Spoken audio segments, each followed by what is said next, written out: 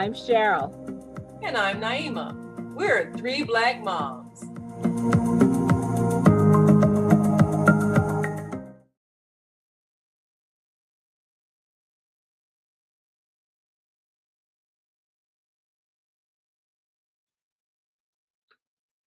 How well do you know your children's friends? Well, you might not think it matters, but just think if your child says, "See you later, Ma, I'm going to my friend's house," and you don't see them again for 2 days, would you know who to call? Do you know their friends' addresses, their parents' names? Not just if your child is a minor, but what about if they are an adult? Sometimes we think it doesn't matter. But the reality is, sometimes people turn up missing and nobody can think of where they last saw them or who they hang with or what they were wearing. And if you don't know who to call, then how can you trace them down? And even if they're accused of doing something, can you say, my child would never have been with that person doing that thing? Do you know your children's friends? Well, let's talk about it, sisters, because we have grown children now. We might have known their friends when they were children, but now that they have their own lives, do we still know the names and how to reach their best friend, their associates, their co-workers? What do you think? Well, I'll start because my child is still at home. She's moved back home after college, and even through college, and even now, I know her friends. For one thing, we've always encouraged her to have her friends over, so I get to know them that way. Uh, we do this funny thing in our family where we always have each other's location. That was her suggestion and not ours, so we always know where we are. And her friends have always kept, they keep each other's locations, and that was when she was in college and she started doing that, and now she'll do that. So yes, I do know her friends. I know their names. I know where they live, even if I don't know their addresses. And a lot of times, I actually still have their phone numbers. And more importantly, they have mine. So we have had this because young people go missing. And if they're used to going out and staying away for 2 days or 3 days and you not hearing from them, if there's something wrong, you may not know until it's too late that there's something wrong. So I've been very fortunate is that that time where they were secretive, that passed when she was a teenager, and now she wants that transparency.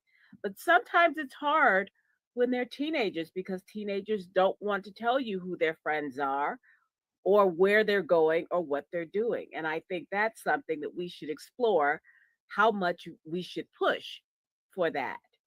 Barbara, what about you? You know, when my kids were teenagers, the reason that I did know their friends is their friends and their friends' parents is because we were hobnobbing together over different sports events. They were all involved in swimming, and so there were always these swim competitions. And so I got a chance to meet a lot of the other teammates' parents through those kind of interactions. I will say during middle school, it was the same thing. I knew parents because they were involved in either track or basketball. And so we were still interacting. As adults, now my children have moved away In fact, two of them don't even live in the same country. And the reason I actually know any of their friends is because we have reached out to them. Like when I visit Lavinia in China, I got a chance to meet some of her friends that are her close friends there. And then with John and his wife in Australia, of course, I got a chance to meet not just their friends, but also their church family. And so, and I was there long enough to build up relationship with all of these people. And I have everyone's phone numbers, everyone's addresses. And this is just because we reached out to each other during the visits that we had. When I think back about the times when they were teenagers and doing all their wild stuff, staying out really late at night, sneaking out of the house at night and all this crazy stuff, I had their parents' phone numbers and I could call up and say, okay, they were supposed to be home at this time. Do you know where they are? This kind of thing. I didn't have a lot of the missing for 2 days and not knowing where they were, that kind of thing. I didn't have those particular worries. And I'm really glad of that. But we did have incidences where if I didn't know where they were before it got to be a worrisome thing, they had already checked in. They were pretty good about checking in. Well, you know, the thing about it is that if your children are independent or feel like, okay, I'm grown now, I don't need to have people keeping tabs on me, they don't check in just because they have reached the age where they feel like they don't want you in their business. So how do you handle that when they don't want you in their business and they're 18 and over and decide not to necessarily tell you when they're spending the night with someone or going away on a trip, or maybe they are at a party or something, anything that they don't necessarily want you to have an opinion about? How do you deal with that when they don't check in? Well, I think it's like that whole real estate thing about, what's the most important, three most important things: location, location, location. And and I think that is what works for us, is at least having an idea. Now it's hard if your child has has his or her or their own place. They don't need to check in every time they go out to a party. Right. I didn't do it. Never lived at home back, by the time I left college. When I left college, I moved away and never moved back home. So every time I was going to go out, it just didn't make any sense. But when our parents did come to visit me, I did take them around. They did know who my coworkers were. They did get to know everybody. And Daddy, when he came to visit me in Nebraska, everybody for weeks was talking about meeting my father. Well, it was pretty Yeah. obvious that he was my father. I was the only black in 3 counties, so obviously we were related. But but I think it's harder now. And I think what you have to do is build that trust before, because there is going to become a time when they don't want you to know. And believe me, there were times where I thought Sarah was someplace and I found out maybe months, maybe years later, that what I thought was happening was not what was going on, and that wasn't where she was, and that wasn't what she was doing. So Mhm. so I found that out later, and I wished, in some ways I wished I had kept a closer tab, but I had trusted her. And Yeah. that's the thing. And Yeah. I think when they know you trust them, they feel bad if they break that trust, because they know when they're sneaking around and when they're doing the wrong thing. And eventually that will eat at them. But in the meantime, you have to say, well, listen, I need to know where you are.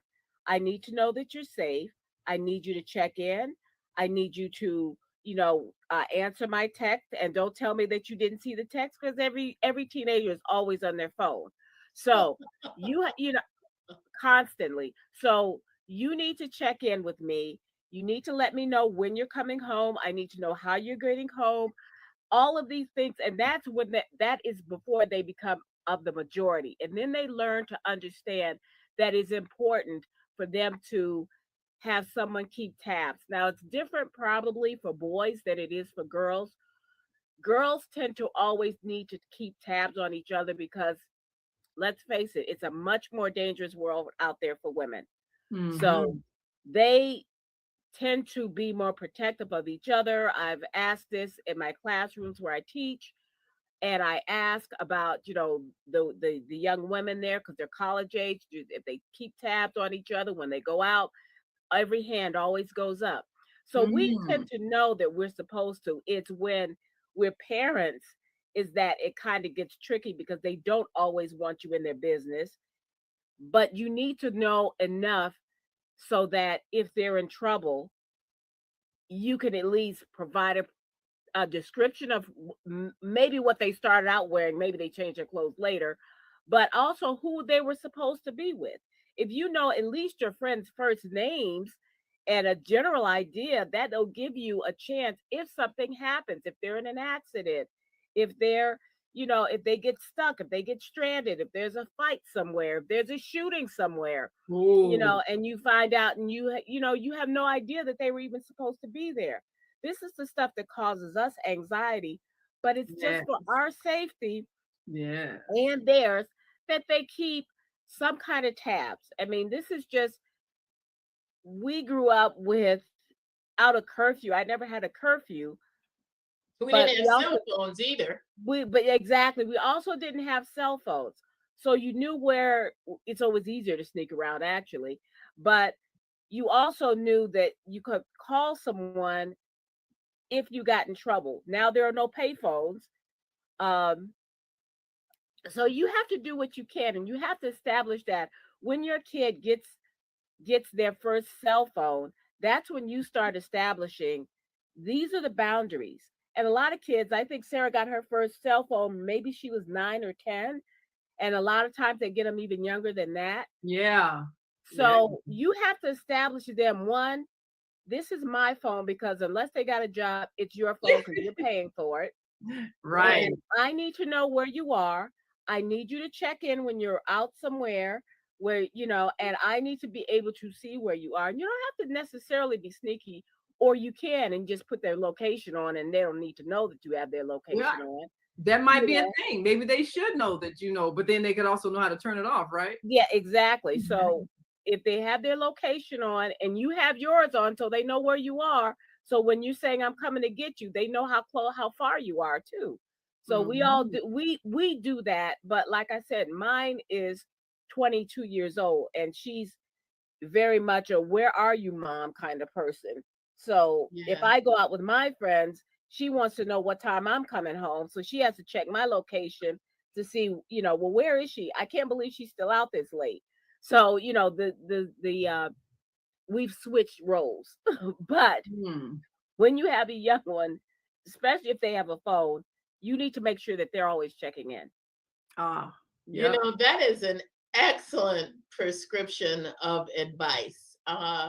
Now, I will say a lot of our checking in now is pretty much when we are leaving town. And because my children are adults and live in other countries, we still call each other if we are leaving where we normally are. Hmm. Like if I'm going up north to see mama or some friends, or I'm going someplace uh where I'm not normally at home, just for fun, and this is not even considering checking in. We're just telling them what we're doing because they don't think we have a life anyway. But like on WeChat last night, um Eric and I went to see a concert with our neighbors. Our Filipino neighbors have a band, and they always invite us to their stuff. And we actually went, took some pictures of ourselves at the event, a little small recording of our friends playing, and put that up on WeChat. And that was just us saying, these are your parents out having a date. We're having a good time. Hmm. But that kind of thing keeps the connection so that what if there's an accident on the way back from the concert or something?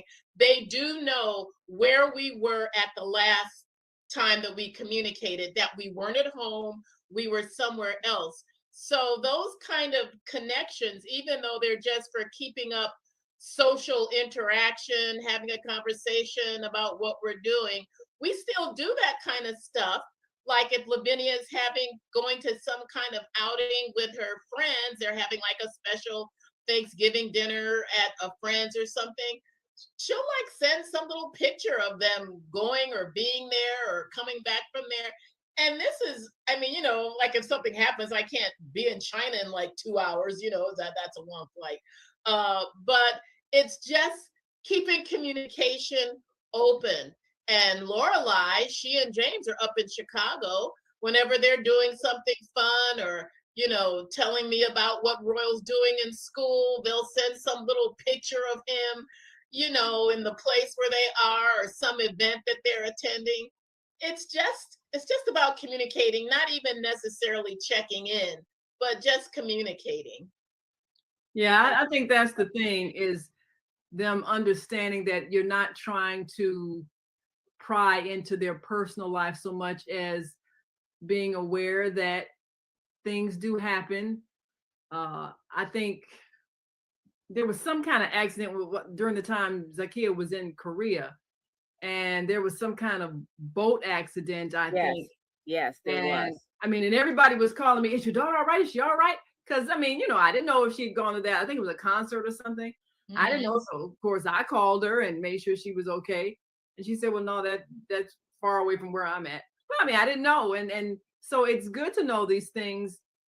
I mean, you can imagine if you hear about some kind of an accident somewhere and it's where your child was supposed to be, some event like that recent concert where 8 people died? Yeah, 9 people. 9 yeah. people. Yeah. And that was the same thing when the marathon bombing was here. Yes. We happened to be in New York that weekend. We had taken one of Sarah's friends and her and gone to New York.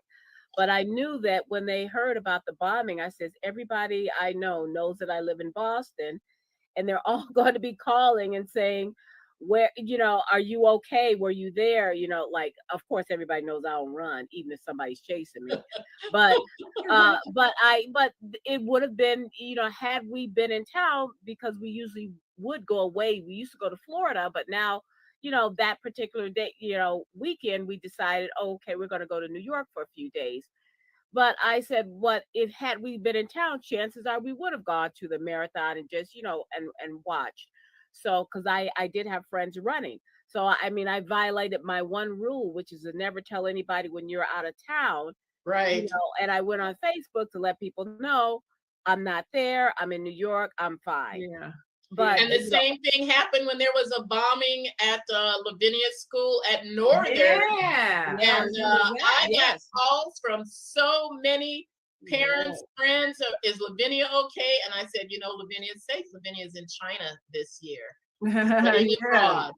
But oh my goodness, what a world we live in, that checking in is more than just knowing how things are going. It's keeping tabs to make sure the rest of your family members are safe. Yeah, absolutely. And that's probably the most frightening thing when your child does go far away, whether it's abroad or way across country. You can't just,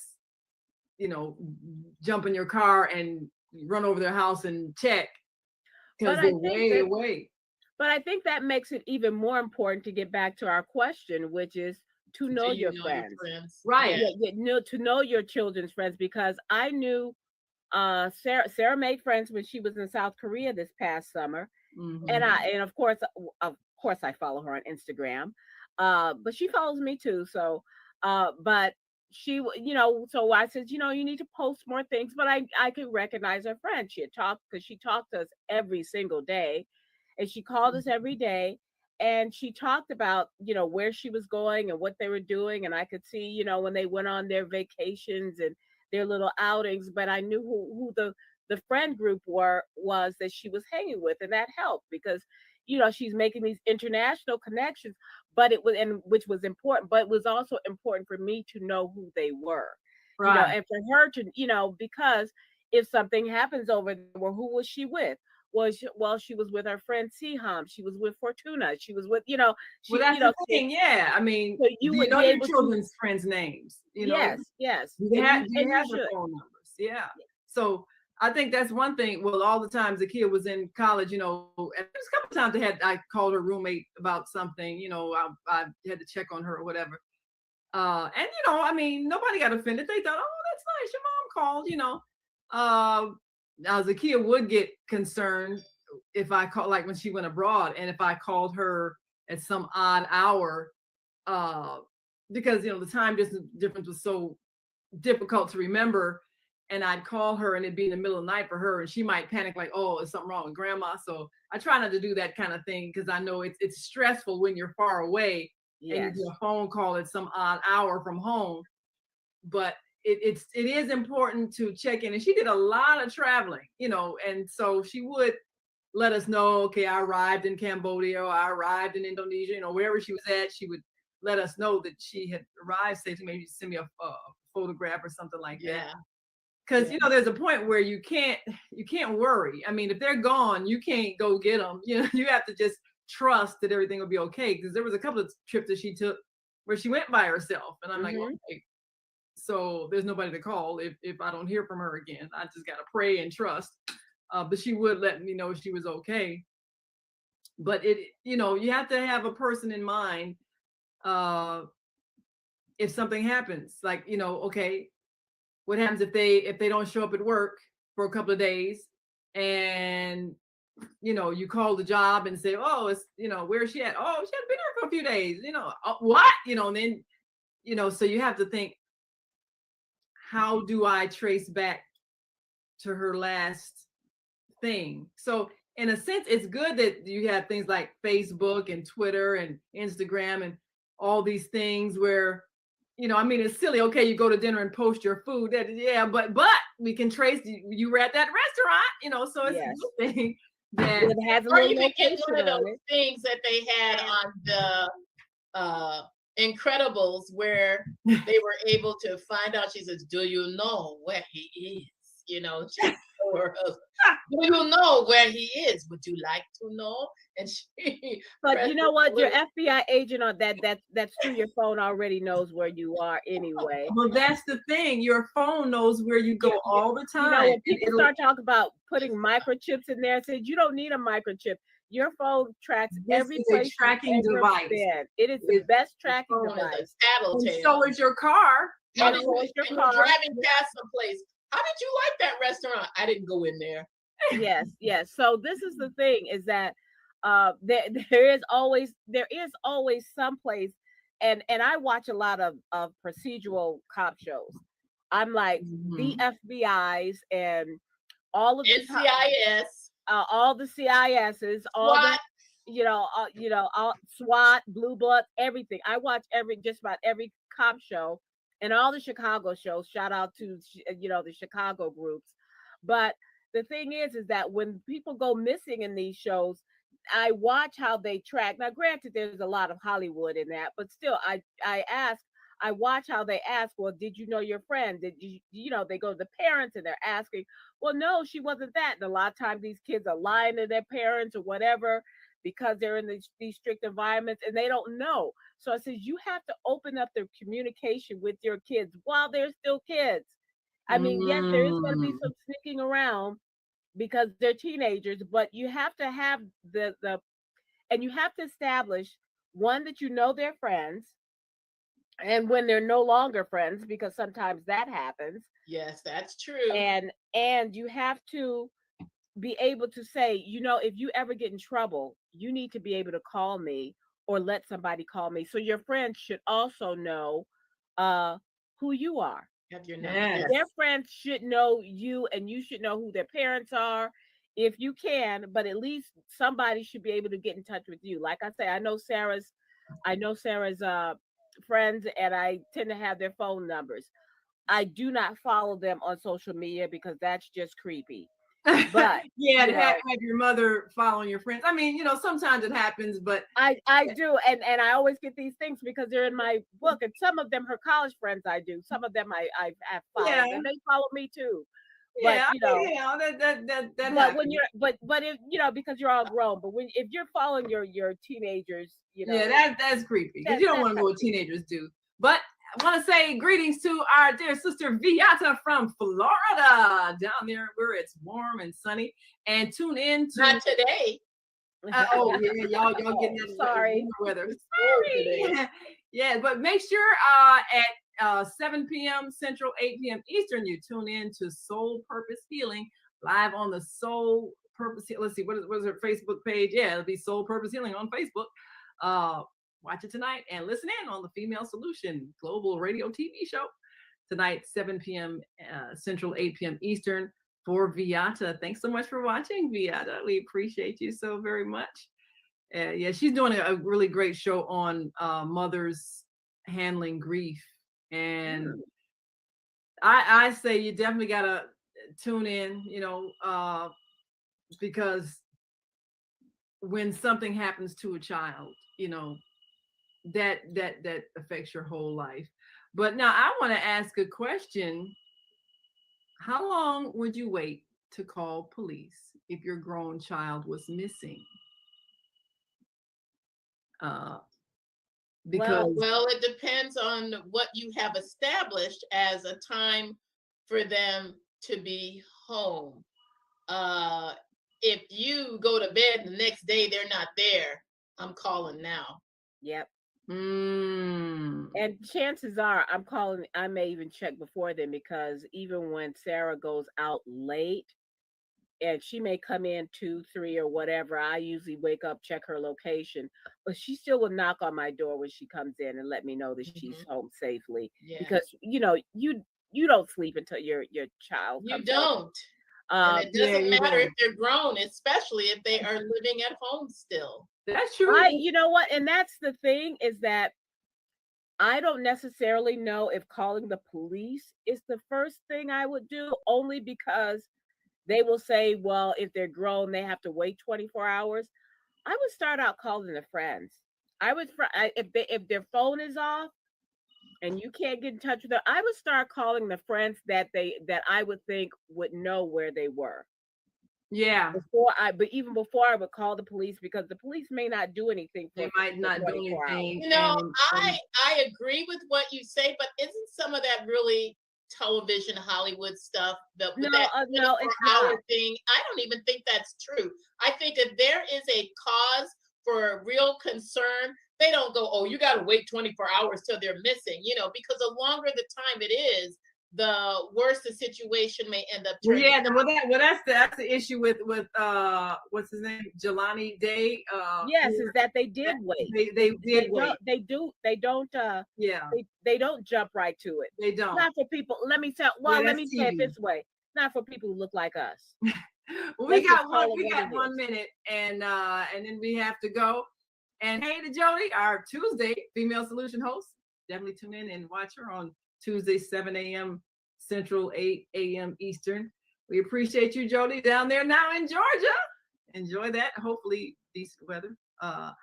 And we certainly want to thank all of you who have watched us today. Subscribe Know your to our friends. YouTube. Yes. And make sure you know at least your child's best friend's phone number, name, address, if you had to get in touch with them, just in case your child went missing. Well, we've got to go. Thanks so much for joining us. Tune in again for Three Black Moms live at 5 Central Time every Sunday evening. I'm Naima. I'm Cheryl. I'm Barbara. We are Three Black Moms. See you next time.